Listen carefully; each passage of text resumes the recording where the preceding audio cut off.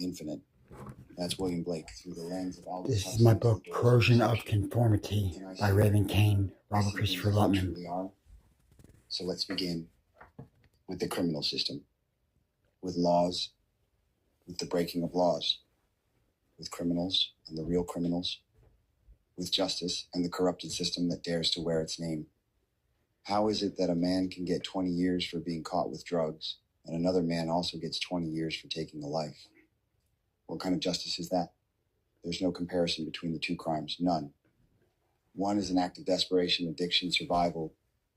The other, a final, irreversible act against another human being. And still they hand down sentences like they're dealing cards at a rigged table.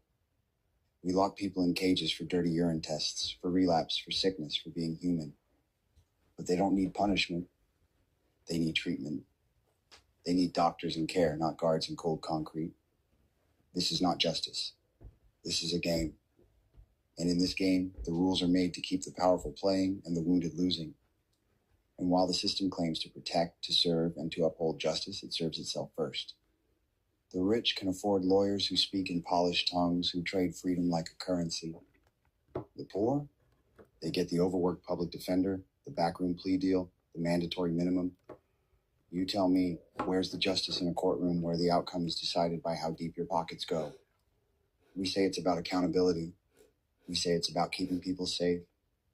But what we really do is punish pain. We criminalize poverty. We sentence addiction. We warehouse the wounded and call it justice. And while they're locked away, forgotten, the world moves on.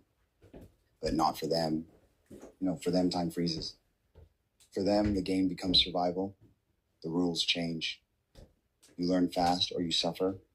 You keep your head down or you lose it. This isn't rehabilitation. This isn't redemption. It's a slow grinding erasure of the soul. And yet there is something in that darkness, a spark, a question, a refusal, a whisper that says no more. That's where the outlaw is born. Not in crime, but in awareness.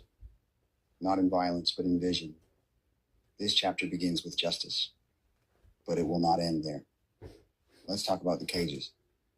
You've got real murderers, men who took life without remorse, rapists, predators who broke more than just the law, and you've got them locked in with men who got caught with a bag of dope or a DUI or someone who just couldn't beat addiction. They throw us all in the same concrete hell. No separation, no recognition of the difference between sickness and evil. Just bodies stacked, numbered, forgotten. A man fighting his addiction doesn't belong beside a man who raped a child.